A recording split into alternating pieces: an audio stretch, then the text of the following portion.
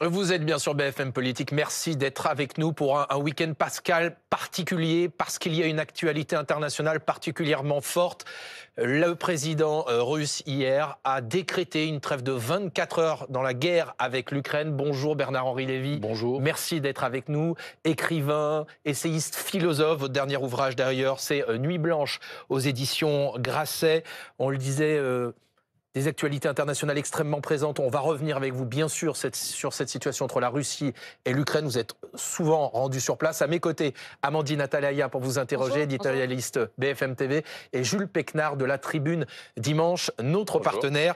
Bonjour Jules. Alors on le disait, Vladimir Poutine a proposé hier une trêve de 24 heures pour Pâques. Elle doit prendre fin la nuit prochaine. Est-ce que vous saluez cette initiative? Comment vous l'analysez? Non, je ne la salue pas. Je ne pense pas que ce soit une actualité forte et je pense que c'est une mascarade. Pourquoi une mascarade? Quand on a bombardé il y a 8 jours, le jour du dimanche des Rameaux, la ville de Soumy, à l'ouverture de la semaine de Pâques, lorsqu'on y a fait le carnage dont vous avez parfaitement rendu compte, on n'a pas le culot 8 jours après de décréter une trêve de 30 heures. C'est absolument... c'est même extrêmement choquant. Le président Zelensky, lui, il a accepté une trêve de 30 jours, il y a déjà des semaines, et une trêve inconditionnelle, sans condition. Ça, c'est un geste de paix. Poutine, c'est une blague. Pour vous, c'est une blague, une mascarade, vous dites? C'est une mascarade. Mascarade destinée probablement au public américain, destinée aux émissaires de Donald Trump, dont j'espère qu'ils ne se laisseront pas abuser par ça. Mais enfin, c'est pas... Non, mais je vous dis ça parce que j'entends dire partout une actualité forte. Vous y croyez pas? D'abord, j'y crois pas, parce qu'elle n'est pas respectée. Hier soir, 2 heures après l'annonce de cette trêve de 30 heures, j'avais au téléphone un copain, un ami à moi, qui est à Kherson, et qui me racontait comment un quartier de Kherson... Qu'est-ce qu'il vous a dit? ...était bombardé, qu'il y avait un immeuble qui venait d'être détruit par un missile dans le quartier de Dnipropetrovsk, qui est un des quartiers de Kherson, libéré par les Ukrainiens il y a maintenant 2 ans. Donc, j'y crois pas parce que ça s'est pas réalisé. Vous savez, quand dans une armée en général, et comme celle-là en particulier, on décrète une trêve, c'est comme en 1918. La trêve, elle est respectée à l'instant même. On ne peut pas dire qu'il y a des soldats perdus qui ont continué à tirer à Kherson alors qu'ils n'ont pas tiré à Pokrovsk. Donc, j'y crois pas. 2, 30 heures, c'est une blague. Et 3, je vous le répète, quand on a offensé tous les chrétiens du monde et martyrisé des dizaines et des dizaines de corps à Soumy en choisissant le dimanche des Rameaux, quand les catholiques, quand les chrétiens de Soumy préparaient Pâques, on n'a pas le culot de venir après, avec le patriarche Kirill, qui est un mafieux notoire, de venir prendre des airs contris et des airs de bons samaritains, comme on l'a vu sur les images, en disant qu'on va célébrer la Pâque orthodoxe. Le président Zelensky, lui, a accepté cette trêve et il dit il espère qu'elle dure plus de 30 heures. Le président Zelensky, il a accepté la trêve que lui ont proposée les Américains, à Jeddah, il y a 30 ou 40 jours. Il a accepté la trêve depuis longtemps. Le président Zelensky, ça fait 3 ans qu'il accepte la trêve, 3 ans et quelques semaines, qu'il dit qu'il veut la paix, que son peuple veut la paix, qu'il n'est pas taillé pour la guerre, qu'il n'a pas été élu pour ça, qu'il n'est pas... voilà, il a été président Zelensky, c'est un héros. Un héros, c'est quelqu'un qui a été plongé dans des conditions complètement inconcevable et qui s'est bien tenu et qui s'est conduit avec grandeur. Mais c'est pas un chef de guerre, c'est pas un homme de guerre. Il l'est aujourd'hui. Il conduit cette guerre de manière admirable. Il est de la trempe de Winston Churchill ou de Charles de Gaulle, avec la différence que lui n'a pas été formé pour faire la guerre. Et ça, c'est les hommes les plus... Vous savez, il y a un mot d'André Malraux que je trouve toujours si beau, qui dit que les hommes qu'il a le plus admirés en ce monde, ce sont les hommes qui ont fait la guerre, qui l'ont faite bien et qui l'ont gagnée sans l'avoir aimée. Faire la guerre sans l'aimer, ça, c'est Volodymyr Zelensky. Amandine. Finalement, ces dernières semaines, enfin ces derniers mois même peut-être, on finit par se dire que Vladimir Poutine est le seul maître de ce jeu, non? Est-ce que ça n'est pas votre sentiment que ni Trump ni Zelensky n'ont aujourd'hui réellement les cartes en main? Et est-ce qu'à vos yeux, Vladimir Poutine souhaite la fin de cette guerre à un horizon proche ou pas du tout? Vladimir Poutine, je ne crois pas, hélas, qu'il souhaite la fin de cette guerre. S'il a un souhait, c'est la destruction de l'Ukraine. Ça, c'est son souhait numéro un. Mais destruction Son souhait numéro... Enfin, quand est-ce qu'il s'arrêtera, en fait? La destruction aussi, aussi grande que possible, en tout cas jusqu'à la mise sous tutelle. Ce que souhaite Vladimir Poutine, c'est que l'Ukraine, comme entité politique, comme nation, disparaissent du paysage, en tout cas de son paysage propre. Ce qu'il décide après, ce qu'il souhaite après, vous parlez de ses souhaits, c'est de s'en prendre aux pays baltes ou à la Pologne, sans parler de la Géorgie ou de la Moldavie. Donc Poutine, il faut l'écouter. Il le dit, vous savez, et le problème, oui, l'avantage... Il y a des écoles là-dessus, ceux qui pensent qu'une fois son désir d'Ukraine assouvi, il s'arrêtera là, et puis ceux qui pensent comme vous. Mais je ne crois pas qu'il... mais sur quel fondement on peut être certain de ça? Mais sur le seul fondement sérieux. Il y a un fondement sérieux, et c'est l'avantage avec les dictateurs, c'est qu'ils disent ce qu'ils vont faire, ils l'annoncent toujours. Hitler avait écrit Mein Kampf, et Poutine, il fait des discours chaque année au club Valdai, qui est un club près de Moscou, qui est une espèce de micro-Davos un peu minable, mais où s'exprime Poutine chaque année avec les stratèges qui l'entourent et les intellectuels qui l'entourent. Vous arrêtez juste une seconde, vous dites Poutine, c'est Hitler ou pas? Je ne dis pas que Poutine, c'est Hitler, parce que Hitler, c'est comparable à rien. Mais Poutine, en revanche, est le nom, aujourd'hui, avec l'islamisme radical, du pire pour l'Europe et pour le monde. Et d'ailleurs, je dis avec l'islamisme radical, et j'ajoute que les deux ne sont pas sans lien. Parce que ça, on ne le dit pas suffisamment. J'avais donné il y a quelques mois une interview au Figaro, j'avais expliqué ça très clairement. Comment la vraie grande alliance, que hélas, trop peu de gens voient, c'est l'alliance entre le poutinisme et l'islamisme radical. Ça passe par des tas de canaux. Par exemple, l'Iran. Est-ce que vous savez qu'il y a 3 semaines, il y a eu des manœuvres maritimes extrêmement sérieuses, conjointes, entre l'Iran des gardiens de la Révolution et la flotte russe. Il y a un pacte d'acier aujourd'hui entre l'Iran et Poutine et la Russie, une partie de l'armement, soutien absolu.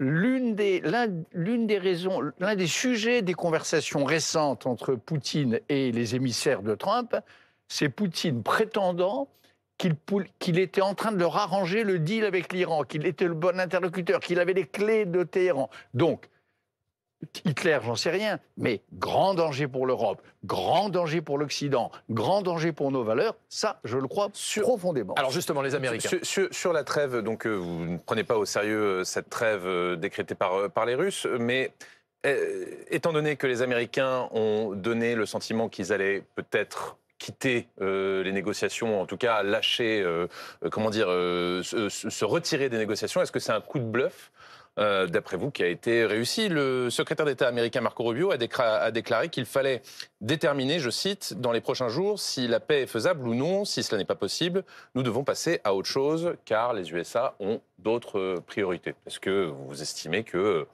les États-Unis ont bien joué leur jeu de ce point de vue? Comme disait le président Zelensky à Donald Trump dans cette scène très embarrassante du bureau ovale, c'est pas un jeu. Et vous savez, quand Trump lui dit vous n'avez pas les cartes en main, et Zelensky lui répond avec ce sens de la répartie historique qu'il a toujours eu, Monsieur le Président, je joue pas aux cartes, je défends mon peuple et je sauve les enfants d'Ukraine. Est-ce qu'ils ont fait un coup de bluff réussi de... Mais je sais pas si c'est un coup... Comment vous évaluez leur... Vraiment, non mais c'est vrai que l'Ukraine, j'y suis allé beaucoup. J'ai passé du temps avec les combattants ukrainiens, avec les familles des enfants déportés, etc. Et j'arrive pas à raisonner en ces termes-là. Bluff, jeu, un coup. Non mais je sais, non mais je vous fais, c'est pas un reproche, non, je sais. Mais j'arrive pas à entendre ça. Pour l'instant, moi ce que je sais, c'est qu'à l'heure où nous parlons, il y a des combats qui continuent et des enfants qui continuent d'être massacrés dans les immeubles de la région de l'Oblast de Donetsk. Et quand Donald Trump dit, si ça avance pas, on va se retirer parce qu'on a d'autres priorités, qu'est-ce que vous en pensez? Eh bien, je dis que l'Amérique, telle que je l'ai aimée et telle que je continue de l'aimer, si Donald Trump fait ça, elle aura signé un arrêt, pas de mort, mais un arrêt de coma qui va durer quelques années. Parce que la grandeur de l'Amérique, c'est ça, une grande puissance, c'est quoi? C'est pas seulement une puissance qui met des tarifs à droite et à gauche. Une grande puissance, c'est une puissance qui veille à ce que l'ordre international soit respecté, à ce qu'on ne vive pas dans la jungle. Vous étiez en Ukraine il y a une dizaine de jours. Oui. Concrètement, sur le terrain, qu'est-ce que vous avez vu? Quel est l'état d'esprit des soldats ukrainiens? Alors, ce que j'ai vu, je l'ai vu filmer, et vous le verrez, j'espère, bientôt, c'est des soldats ukrainiens. Qu'est-ce que je vous dis? Je ne crois pas être trop excessif en le disant, admirables. Admirables. C'est-à-dire, plus que jamais, décidés à défendre leur pays et leur famille, plus que jamais convaincus qu'ils défendent les valeurs de l'Europe et qu'ils sont la barrière de l'Europe, plus que jamais convaincus qu'ils ont, ils ont un rôle dans l'histoire de ce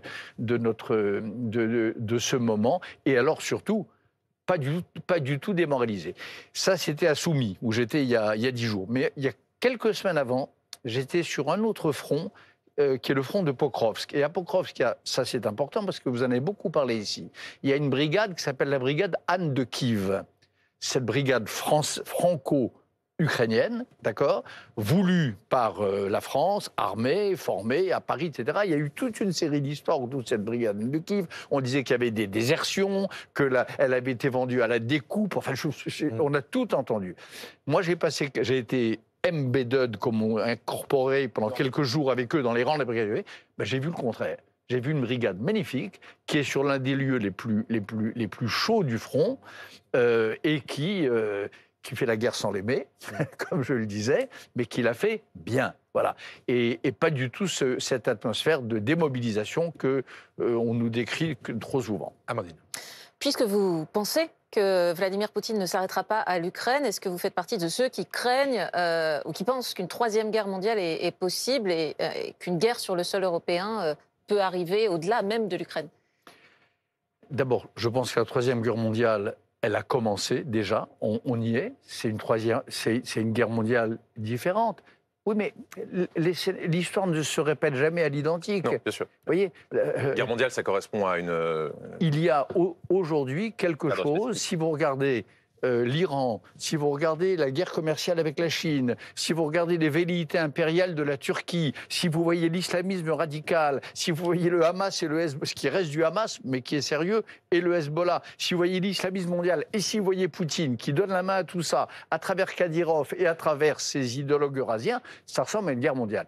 Après, sur le sol européen, réponse précise, si l'armée ukrainienne n'était pas là, si elle n'était pas là pour faire rempart, d'accord, là, je pense, oui, que les pays baltes auraient du souci à se faire. Parce que les gens vous disent, ah, mais attendez, vous voyez bien, ils n'arrivent même pas à avancer, ce qui est vrai.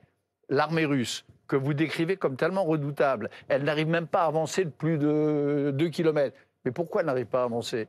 Elle n'arrive pas à avancer parce qu'elle trouve en face d'elle la meilleure armée d'Europe, l'une des meilleures armées du monde aujourd'hui, qu'est l'armée ukrainienne. Est-ce que le président Macron joue le rôle qu'il doit jouer? On a vu que cette semaine à l'Élysée, il a réuni le secrétaire d'État américain, des responsables ukrainiens, des responsables européens. Est-ce qu'il est à la hauteur?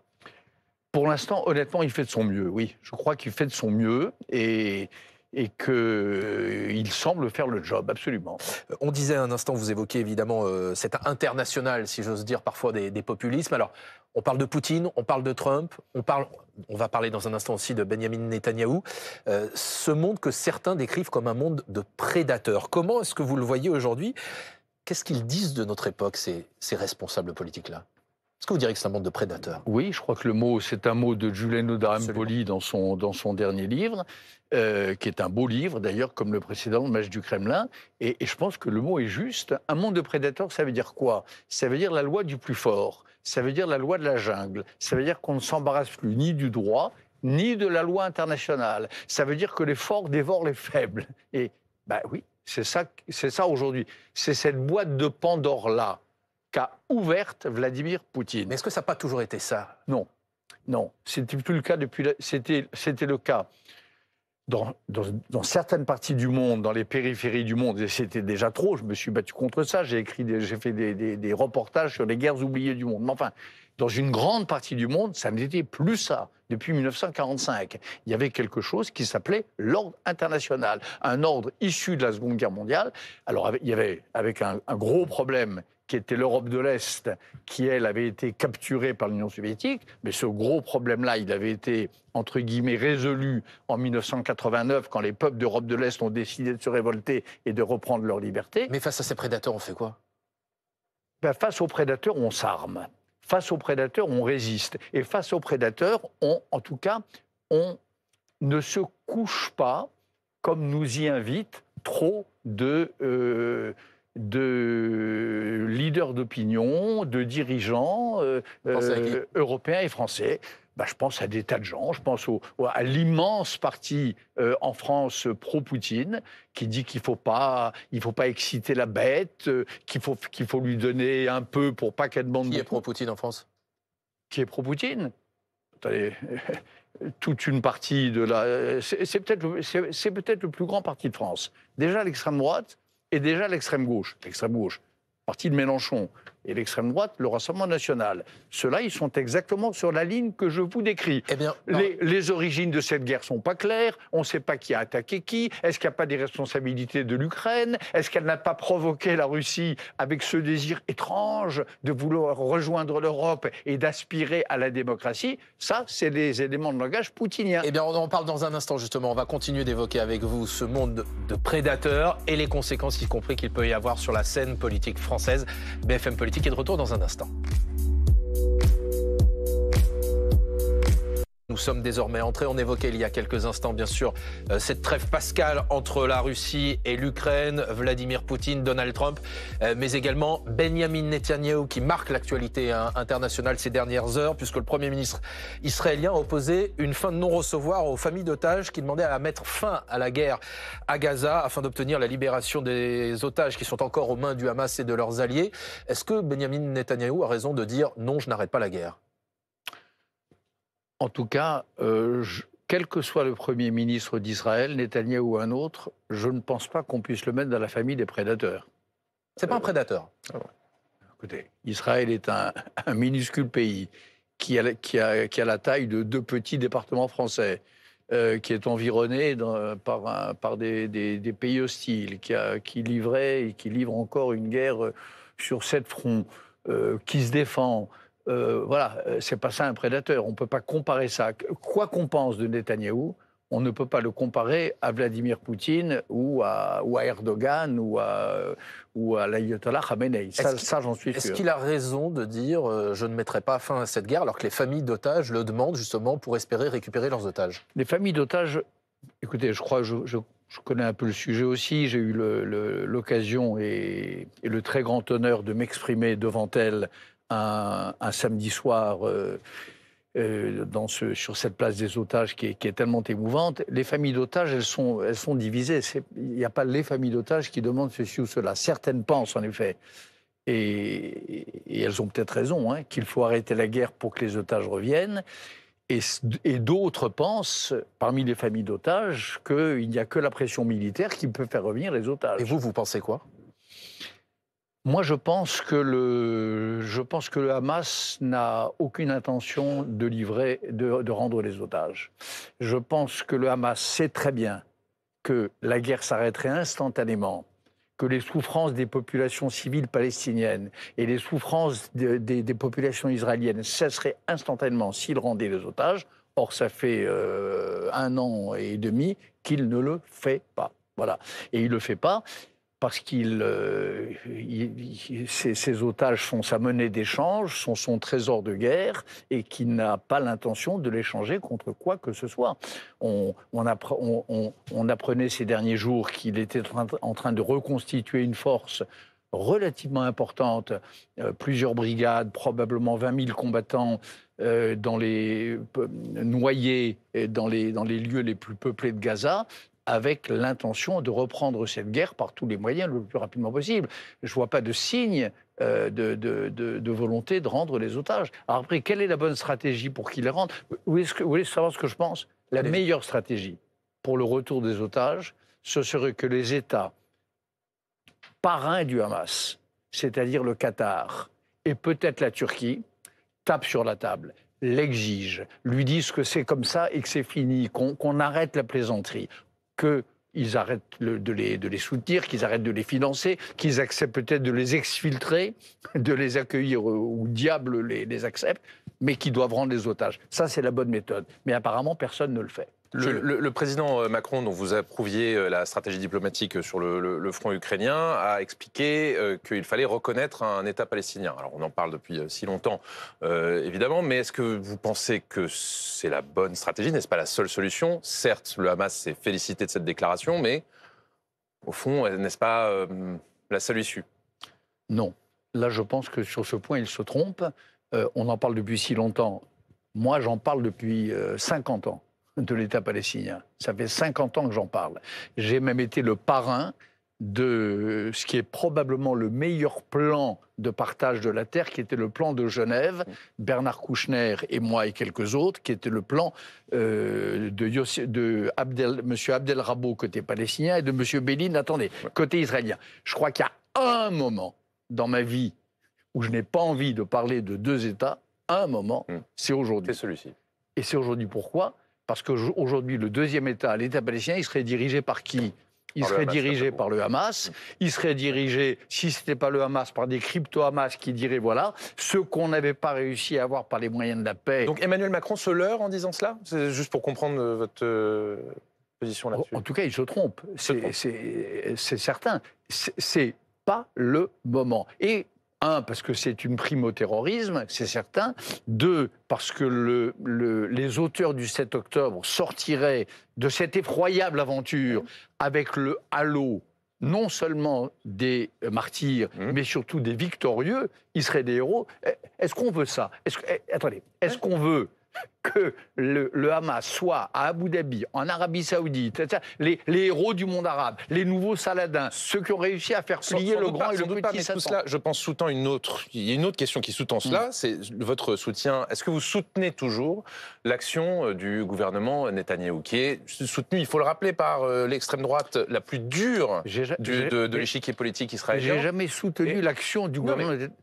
Je n'ai jamais soutenu l'action du gouvernement Netanyahou. Chaque fois que je le pouvais, quand j'étais en Israël, avant cette monstruosité du 7 octobre, et quand j'y étais un samedi, j'étais dans la rue pour protester contre l'action du gouvernement Netanyahou, c'est-à-dire la réforme judiciaire.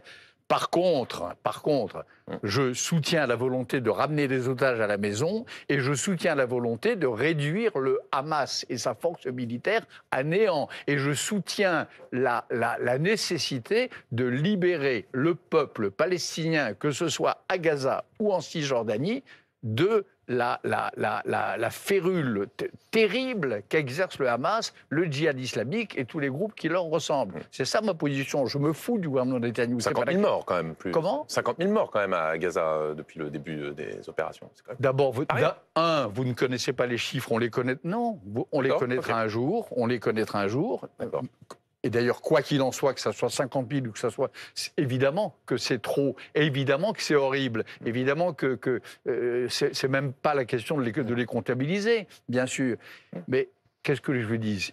Il pourrait, je vous le répète, cette guerre s'arrêterait à la minute depuis 1 an et demi si le Hamas avait décidé de rendre les otages. Et si le Hamas avait décidé, comme l'a fait Yasser Arafat en 1982, lorsqu'il a été vaincu, si le Hamas avait décidé de prendre un bateau, Arafat c'était à Tripoli au Liban, et d'aller se faire voir ailleurs. En Libye.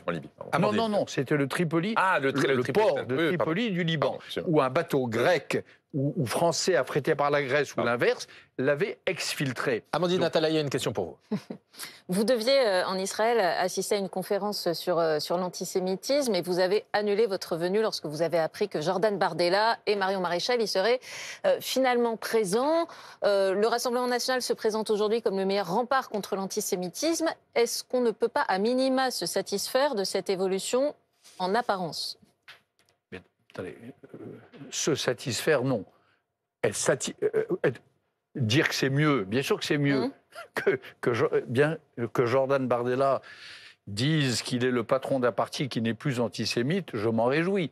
Après, est-ce qu'il faut le croire? Est-ce qu'il faut croire qu'on raye l'antisémitisme d'un vieux parti par décret? Est-ce qu'il faut croire que par décision du bureau politique... Il peut y avoir une évolution, il peut y avoir un changement. Vous, il vous paraît stratégique ou je n'en sais rien. J'ai l'âge que j'ai, j'ai vu beaucoup de choses, je connais l'histoire du peuple juif, donc je suis prudent. Voilà. Et je ne crois pas sur parole quelqu'un qui me dit, voilà, on s'est réunis, on a décidé, on n'est plus antisémite. Voilà. Je suis prudent, j'attends de voir. Surtout quand j'apprends à chaque élection. Surtout quand j'apprends à chaque élection locale ou nationale ou législative, etc., qu'il y a des dizaines et des dizaines de candidats, ou des dizaines en tout cas, qui ont dû être invalidés et exfiltrés des listes du parti parce qu'ils étaient eux vraiment antisémites. Surtout quand j'écoute. Attendez, quand j'écoute, j'ai rien dit à l'époque parce que je respecte les morts, mais à la mort de Jean-Marie Le Pen, vous avez entendu quand même les hommages qui lui ont été rendus par ses anciens compagnons de combat ou par ses successeurs. Ils se sont conduits comme des fidèles. Donc j'ai des doutes. Et par ailleurs, je sais, parce que j'ai pensé à tout ça, ça c'est pas le reporter de guerre, c'est le philosophe, entre guillemets, je sais qu'on peut avoir été antisémite et ne plus l'être. Évidemment, heureusement, mais il faut un travail pour ça. Il faut aller au plus profond de soi, il faut analyser, il faut se demander qu'est-ce qui a rendu ça possible, comment ça se désamorce. Il y a des gens qui ont fait ça, il y a des grands écrivains admirables. Mais Marine Le Pen et Jordan Bardella, pour vous, c'est Jean-Marie Le Pen ou c'est différent? mais tout est toujours... Bien sûr que c'est différent, mais je demande simplement, je serais vraiment content si avant de mourir, j'apprends que tel ou tel que vous citez a fait ce travail en profondeur sur soi. Eux disent qu'ils l'ont fait. Ils disent qu'ils l'ont fait, oui. Ils disent qu'aujourd'hui, ils sont un bouclier contre l'antisémitisme. J'ai pas besoin de bouclier. J'ai pas besoin de bouclier. Pour moi, les institutions de la République, pour moi, c'est un bouclier. Voilà. Moi, aujourd'hui, si je suis menacé par des antisémites violents, mon bouclier, c'est la police nationale. Mon bouclier, c'est les institutions républicaines. C'est la préfecture de Paris. C'est pas tel ou tel parti qui s'arroge le droit d'être mon bouclier. Qu'est-ce que c'est que cette blague? Comment vous expliquez le rapprochement entre la famille Klarsfeld, par exemple, et le Rassemblement national ces dernières années?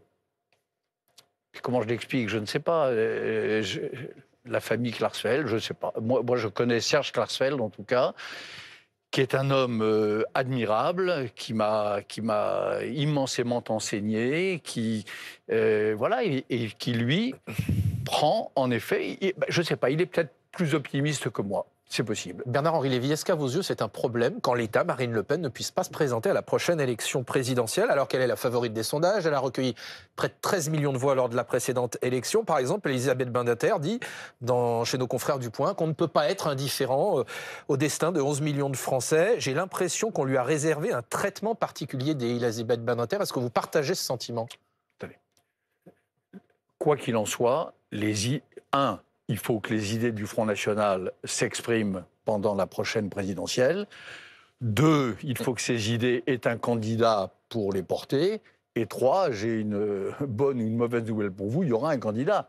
Que ce soit Marine Le Pen ou un autre, ou une autre, ou un autre, il y aura un candidat. On n'a pas privé 11 millions de Français de leur... Ça ne vous choque pas, cette décision de justice? Attendez. Non, ce qui m'a choqué, c'est l'exécution provisoire de l'inéligibilité. Ça m'a surpris, mettons. Mais comme je ne suis pas un expert en question de justice, c'est vrai que ça m'a surpris. Ça vous a mis mal à l'aise comme le Premier ministre? C'est pas une question de mal à l'aise. Je vous dis que ça m'a surpris. Parce que, voilà, en effet, le droit, oui. Des fautes graves ont été commises, il est normal qu'elles soient sanctionnées.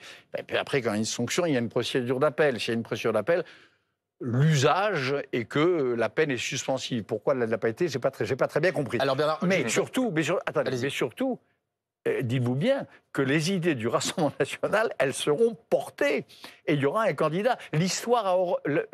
La politique et l'histoire ont horreur du vide. Il n'y aura pas de vide. Alors vous évoquiez tout à l'heure la France insoumise, question aussi de Jules sur cette... On passe à gauche. La députée européenne de la France insoumise, Rima Hassan, a été entendue cette semaine en audition libre par la police parce qu'elle est accusée d'apologie du terrorisme. Pour un tweet que je vais vous citer, il est assez désespérant et inquiétant de voir la France sombrer dans ce qui est désormais une complicité avérée du génocide en cours. Ça, c'est ce qu'elle a déclaré après son audition. C'est ce qu'elle a déclaré après son audition, voilà, sur ce qui se déroule au Proche-Orient. Qu'en pensez-vous? Est-ce que ça, vous estimez que cette eurodéputée fait l'apologie du terrorisme? Elle le fait constamment. Depuis son entrée en politique, son rôle sur la scène politique française et à l'intérieur du LFI, son rôle dans cette espèce de comédie tragique d'ailleurs, orchestrée par Mélenchon, son rôle c'est apologie du terrorisme, c'est vrai, bien sûr. Et quant à génocide, jusqu'à quand faudra-t-il répéter qu'un génocide, c'est pas ça. Je veux dire, quiconque a un tout petit peu réfléchi sur l'histoire du XXe siècle et du XXIe siècle... Elle, pour le coup, a réfléchi. Elle s'est engagée sur le sujet. Je ne crois pas qu'elle réfléchit. En tout cas, elle prétend avoir beaucoup réfléchi. Oui, d'accord, mais on peut prétendre avoir réfléchi, ne pas avoir réfléchi. Je ne crois pas qu'elle ait réfléchi à ce qui s'est passé au Rwanda, à ce qui s'est passé au Darfour. Je ne crois pas qu'elle a réfléchi au génocide arménien, où il n'y avait pas de solution, où on allait vous chasser dans les déserts de Syrie, et où il n'y avait aucune échappatoire. Je ne crois pas qu'elle ait réfléchi à la Shoah, où le monde entier était devenu un piège pour le gibier juif pour chasser. Et je ne crois pas qu'elle a réfléchi au fait que c'est pas ça qui se passe dans la bande de Gaza. Si on élargit la focale, vous avez écrit que, d'après vous, Jean-Luc Mélenchon, vous êtes posé la question, est-ce que c'est vous ou lui qui avez changé au cours de ces dernières décennies, et vous arrivez à la conclusion que c'est lui qui avait changé. En quoi est-ce qu'il a changé, d'après vous, Jean-Luc Mélenchon? Je crois que la plupart des propos qu'il tient aujourd'hui, il ne les aurait pas tenus jadis, quand il était... Comment vous la décrivez, alors, cette évolution? Quand il était secrétaire d'État ou secrétaire d'État de François Mitterrand... Non, de Lionel Jospin. Ou de Lionel Jospin, ou quand il courtisait François Mitterrand dans l'espoir d'avoir un Marocain et qu'il voyait ses camarades lui passer devant, il ne tenait pas ce genre de propos. Mais vous le qualifiez comment aujourd'hui, Jean-Luc Mélenchon? C'est un républicain laïque. Il n'est plus républicain, il n'est plus laïque... et il tient des propos qui flirtent dangereusement avec la ligne rouge de l'antisémitisme. Il n'est plus républicain. Pardon ? En quoi est-il sorti? Pourquoi il n'est plus républicain? Écoutez, un exemple, il y a quelques années déjà, rappelez-vous, on vient perquisitionner, la police républicaine vient perquisitionner dans les locaux de son parti, 2018. Et il brutalise le policier, il en vient quasiment aux mains, et il dit « la République, c'est moi ». Ah non.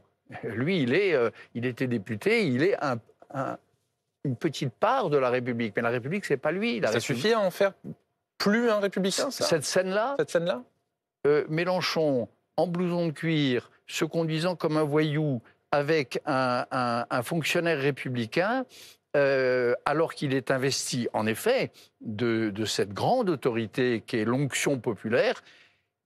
Oui, en effet, ce jour-là, il n'était plus républicain. J'ai lu que vous aviez dit que c'était, je cite, un tribun populiste flirtant avec des idées fascisantes. Oui, oui. Vous le rediriez? Mais je redirais, mais je le dis plus que jamais. Vous savez, quand on a soutenu Chavez et qu'on soutient Maduro, quand on estime que Bachar al-Assad, autrefois, au début de la guerre de Syrie, faisait le travail. Des idées fascisantes, Jean-Luc Mélenchon? Mais qu'est-ce que c'est le fascisme aujourd'hui? Les concepts se renouvellent. Le fascisme, c'est pas seulement des disciples d'Adolf Hitler avec des oriflammes nazis. Le fascisme d'aujourd'hui, je crois que c'était jusqu'à sa chute Bachar al-Assad, c'est peut-être d'ailleurs aussi certains de ses successeurs, par parenthèse, c'est Erdogan qui se conduit comme un vrai fasciste, c'est le Hamas, qui est une vraie organisation fasciste, qui est née d'ailleurs comme ça, hein, le Hamas, branche palestinienne des frères musulmans, les frères musulmans, c'est une organisation fasciste. Mais quand vous évoquez l'antisémitisme de la France insoumise, vous ne diriez pas que Jean-Luc Mélenchon est antisémite? Écoutez, ils passent leur temps... Il n'y a pas une question politique posée à la France insoumise et à son grand leader Maximo, Jean-Luc Mélenchon, à laquelle ils ne répondent en évoquant la question palestinienne et en insultant les Juifs. Un exemple, il y en aurait 1000. J'ai parlé de ça 100 fois et honnêtement, ça me fatigue. Mais un exemple. Après le 7 octobre, alors que l'armée israélienne n'a pas encore répliqué, alors que la société israélienne est sous le choc, elle ne comprend pas encore ce qui lui arrive, que tous les républicains de France sont sous le choc, et qu'il y a une manifestation organisée dans les rues de Paris. D'accord ? Oui. Une manifestation contre l'antisémitisme. Qu'est-ce qu'il dit, Mélenchon ? Il dit les soutiens du génocide sont de sortie. Il insulte les Juifs, les amis des Juifs, qui décident de défiler dans les rues pour dire leur horreur du 7 octobre en disant qu'ils sont, ceux-là, les manifestants, alors quand on le soutien, les partisans du génocide. Quand on entend votre colère, Bernard-Henri Lévy, il y a quand même une possibilité politique pour qu'à la prochaine élection présidentielle, au deuxième tour, il y ait Jean-Luc Mélenchon face à un candidat du Rassemblement national, Jordan Bardella ou Marine Le Pen. Vous votez pour qui ? Eh ben, je ne crois pas. Je ne crois pas qu'il y aura ça. Mais s'il y a ça, vous votez pour qui ? Il n'y a pas si. Un, il n'y aura pas. Deux, je refuse d'envisager. Demain, il y a un deuxième tour, Mélenchon, Le Pen ou Mélenchon-Bardella. Bernard-Henri Lévy, vous faites quoi ? Je refuse d'envisager cette hypothèse parce que je ne suis pas Donc vous ne votez pas. un veau qu'on amène à l'abattoir. Je compte me battre jusqu'à l'échéance dont vous parlez, avec mes petits moyens, avec les tribunes que vous m'offrirez, pour que ça ne soit pas comme ça, pour qu'on n'ait pas, en effet, ce choix du diable. Je ferai tout ce qui est en mon pouvoir. C'est le choix du diable pour vous ? Le choix de Marine Le Pen contre Jean-Luc Mélenchon, franchement, si la France du général de Gaulle, la France de Jacques Chirac en est là, c'est qu'en effet, nous sommes en enfer. Comment vous expliquez cette tentation des deux pôles extrêmes en France, cette montée ces dernières années des plus radicaux ? Pourquoi ? Mais c'est comme ça partout. C'est comme ça en Italie, c'est comme ça aux États-Unis, c'est comme ça en Hongrie. Parce que nous vivons aujourd'hui dans une... Je vous renvoie d'ailleurs au prochain numéro de la petite revue La règle du jeu qui sera en librairie bientôt, qui est un numéro sur les années 30.